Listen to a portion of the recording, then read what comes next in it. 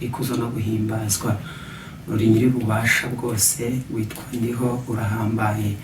Tugeze mu mwanya wo kumva ijambo ryawe, reka ribe umucyo uvira twese tugukurikirana mu izina ryera rya Yesu, kandi uhinduke ijambo rihinduka imbaraga itsindishiriza buri wese uri bugutega amatwi, kandi ryimura imisozi yose yarigose abarushye. Baruze ngo barushye n'abaremere baza bagusangura baruhura, nimero uhura imitima iguye umwuma, kandi subiza intege mu bugingo bw'abakwiringira mu izina rya Yesu, amen.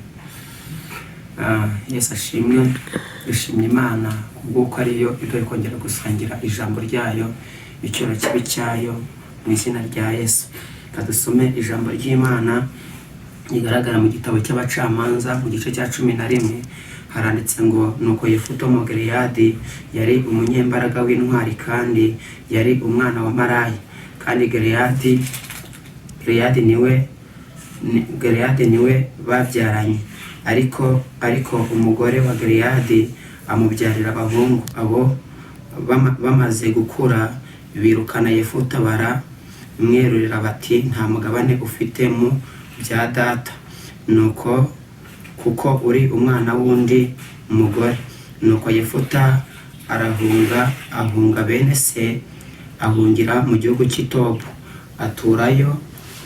Maze Yefuta ateranya abantu b'inguguzi, bakajya batera abandi. Imana bamugisha mwinshi. Dusomye ijambo ry'Imana rigaragara mu gitabo cy'abacamanza mu gice cya 11. Twasomye dore ku murongo waho wa mbere, dusomye ijambo ry'Imana rivuga kuri bene Gileyadi. Bibiliya itangiye itubwira ngo Yefuta yari umunyembaraga kandi w'intwari. Bibiliya ivuze ko Yefuta yari umunyembaraga w'intwari, kandi se yari we Gileyadi yamubyaye ku wundi mugore wa Bibiliya ivuga ko ari Marayi.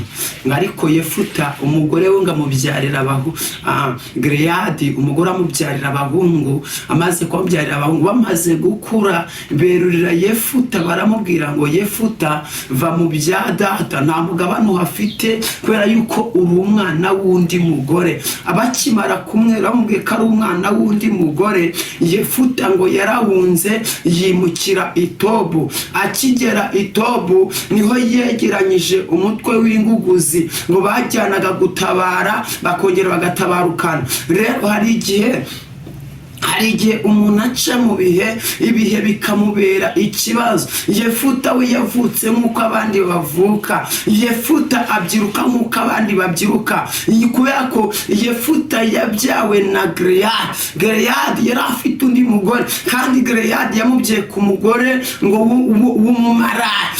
Bene Gileyadi bamaze gukura baramweruriye, baramubwira ngo Yefuta va mu bya data, nta mugabane uhafite. Reka nkubwire ngo hari igihe ibihe biguciraho iteka, bikakubwira ko nta kintu uzageraho, abantu bakaguca intege, bakakubwira ko nta n'icyo uzimarira, bakakubwira ko ari we waremewe kuruha, bakakubwira ko nta n'umugabane ufite mwisi, bakakubwira ko ahawe harangiye. Yefuta niko byamugendekeye, yabyirukanye na bene Gileyadi. Bamaze kubyirukana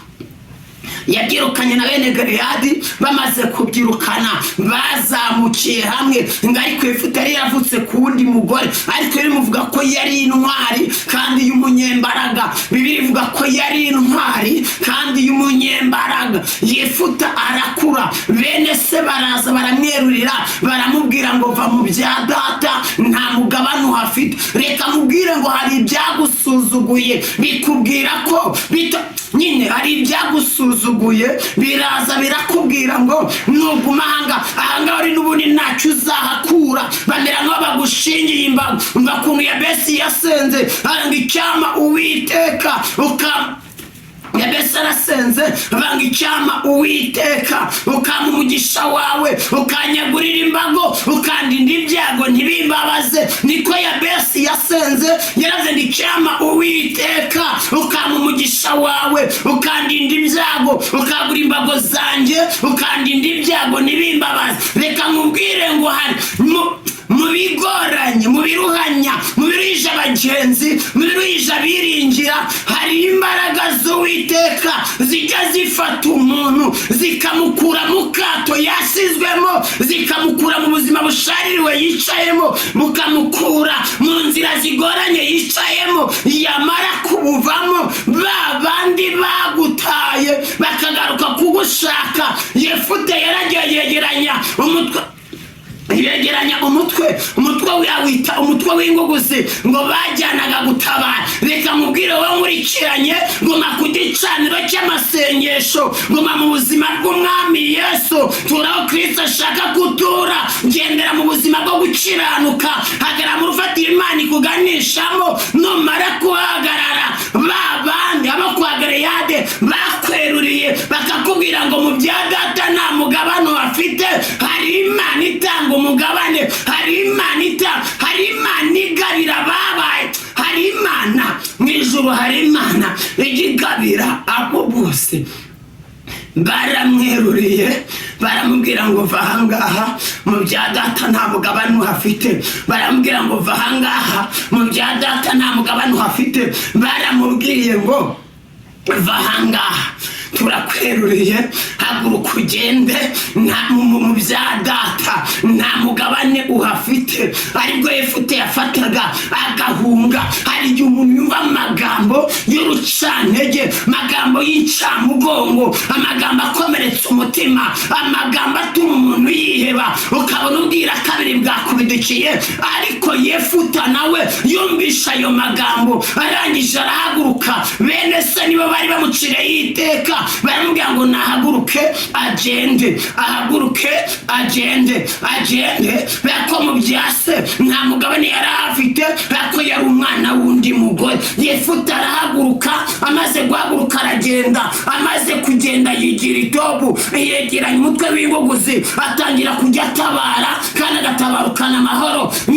Yaratabaraga kandi agatabarukana amahoro. Nk'uko gutabara no gutabarukana amahoro, nk'uko kugenda akagaruka amahoro. Inkuru zageze kwa Galeyadi, bamaze guterwa n'Abamori, baraza babura uwajya kurwana urugamba. Reka mubwire ngo iyo wabaye mu masengesho, hari ahantu amasengesho akora imbaraga z'ubutunzi hari ahantu amasengesho yimura imisozi. Ibicaniro wabayemo, ibicaniro by'amasengesho, nibwo buzima burema ibidahari byarangiza bikaremeka. Nibwo buzima bumanura, nibwo buzima bumanura imbaraga y'Imana ikaza guswanya Abamori.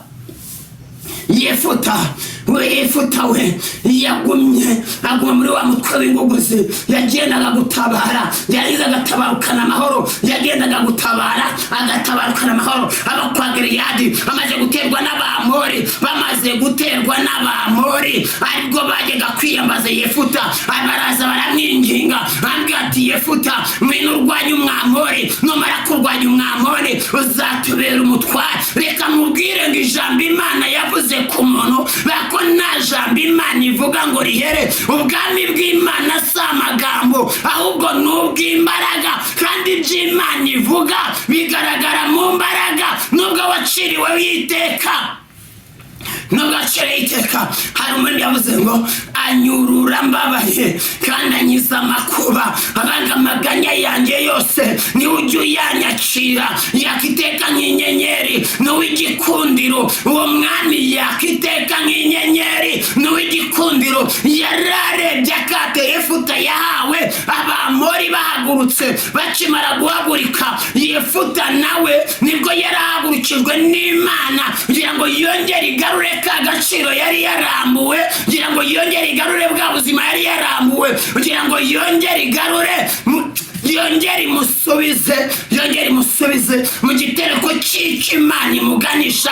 Ndagusengeye muri iki gitondo, Imana igukure mu kato washizwemo, Imana igukure, igusubize ibyawe wanyazwe, Imana igusubize uburenganzira bwawe wanyazwe, Imana igusubize mu nzira zawe wakuwemo. Umurindi yavuze ngo anyurura mbabaye, yarangiza akanyiza amakuba. Banga amaganya yanjye yose ni niwe ujya yanyakira yakiteka nk'inyenyeri, n'uw'igikundiro intimba zanjye zose yarazikoreye. Niwe wenyine wakwikorera intimba zawe, niwe wenyine wakwikorera intimba zawe, niwe wenyine wakwikorera amaganya yawe, niwe wenyine wakwikorera umubabaro wawe. Umwami Yesu niwe wenyine wakwakira ibikurusha. Nubwo wasizwe mu kato, ariko hari ijwi rivuga ngo humura, niwe wurura abababaye kandi akabakiza amakuba kandi akabacira amaganya yabo yose. Yefuta yahawe akato, baramwerura baramwirukana, bambwira ngo va mu bya data nta mugabane uhafite. Bambwira ngo va mu bya data nta mugabane uhafite. Baramubwiye ngo va mu bya data nta mugabane uhafite.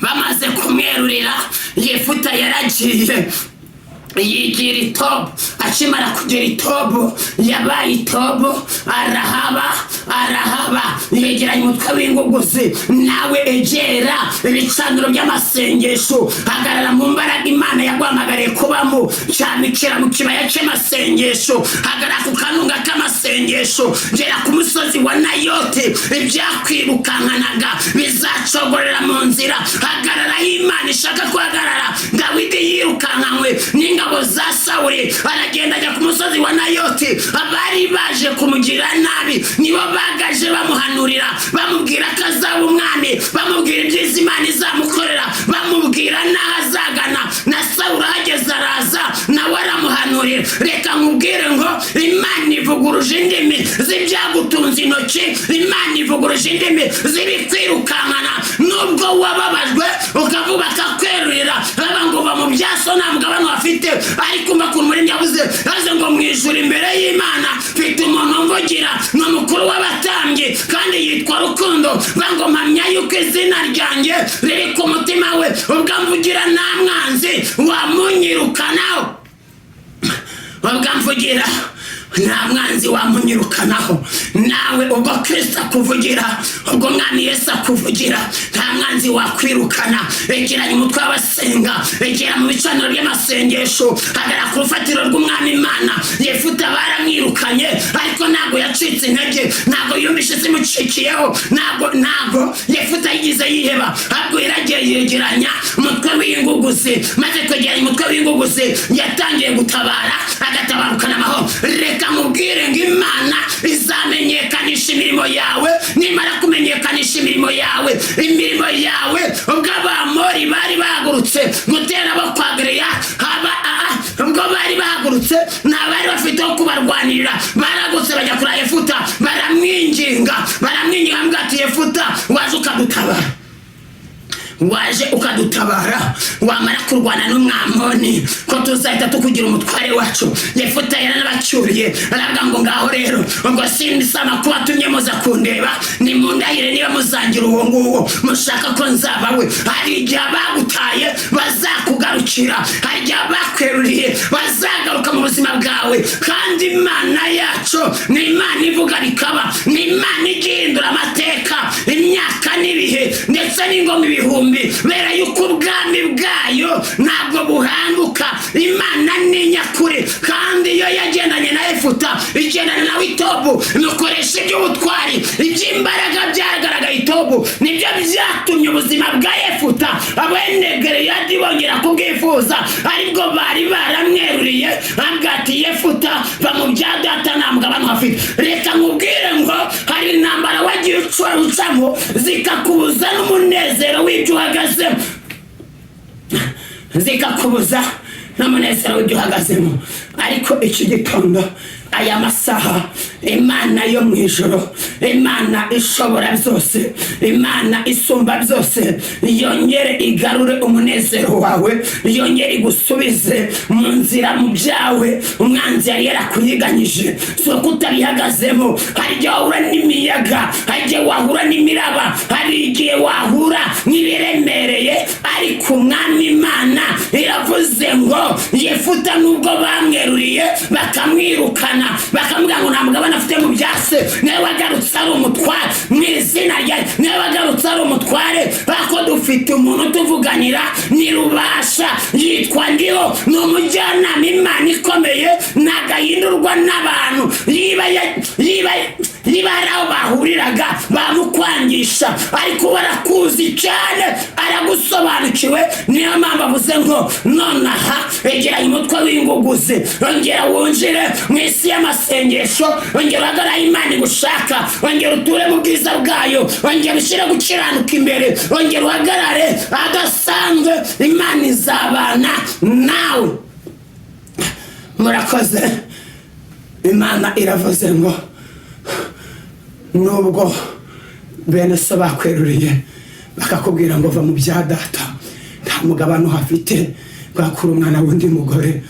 Avuze ngo nubwo wahunze ukagitobu ukegeranya umutwe w'ingogozi, Imana iravuze ngo nonaha, iravuze ngo mu ijambo ryayo, iravuze ngo bene Grade bazakugarukira. Avuze ngo izongera baka umutima washenjaguritse, izongera baka inzu ya Dawidi yaguye, izasana hasenyutse hayo, kandi izica n'ibyuho byayo, izongera yubake imitima yasenyutse, izasana hasenyutse, kandi izasubiza intege mu buzima.